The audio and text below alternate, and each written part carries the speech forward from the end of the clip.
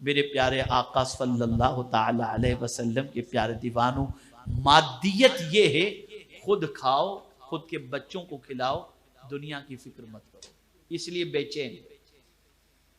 मैं आपको बताऊं, जिसके पास इख्तिदार है, जिसके पास फौज है, जिसके पास सल्तनत है, जिसके पास अरबों रुपया है, वो बॉडीगार्ड लेकर क्यों घूमता है?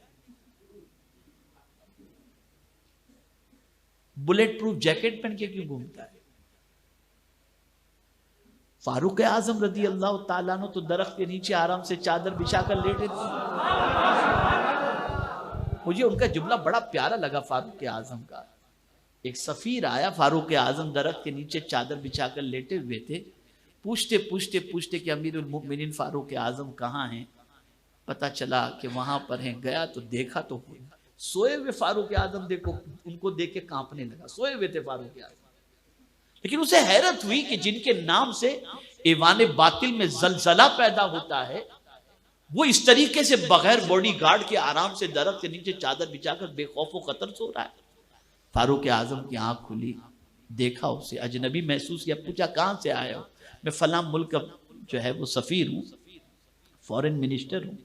कैसे आना हुआ? मुलाकात के लिए और ताकत देखने के लिए कि आपके नाम से जो पूरी दुनिया कांपती है, तो आपने क्या कोई बड़ी फौज तैयार कर रखी है? क्या है आपके पास?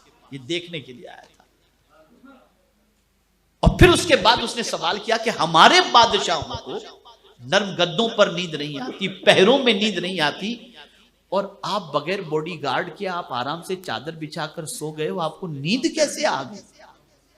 अब जवाब सुनो। इस जवाब के अंदर सब कुछ आ गया।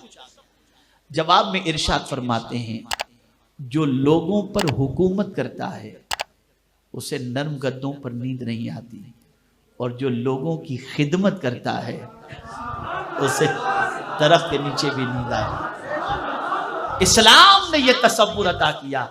हम जब से सेल्फिश बन गए, खुदगर्ज बन गए, हमारा सुकून खत्म गया। इसका भी लूट लो, इसका भी लूट लो, इसका भी लूट लो, इसका भी लूट लो। इस्लाम कहता है लुटाओ, लूटो मत। और जब लुटाओगे तो अल्लाह तुम्हें सुकून की दौलत अता करेगा, तुम्हारे दिल से खौफ निकाल देगा, तुम्हारे दिल से गम निकाल देगा, तुम्हारे दिल से हुज़्न निकाल देगा। अल्लज़ीना युनफ़िक़ूना अम्वालहुम बिल्लैलि वन्नहार सिर्रन व अलानिया फलहुम अज्रुहुम इंद रब्बिहिम वला खौफुन अलैहिम वला हुम यहज़नून। तो मेरे प्यारे आका सल्लल्लाहु ताला अलैहि वसल्लम के प्यारे दीवानों, जो आखिरी बात अर्ज़ करनी है वो मैं अर्ज़ कर दूं।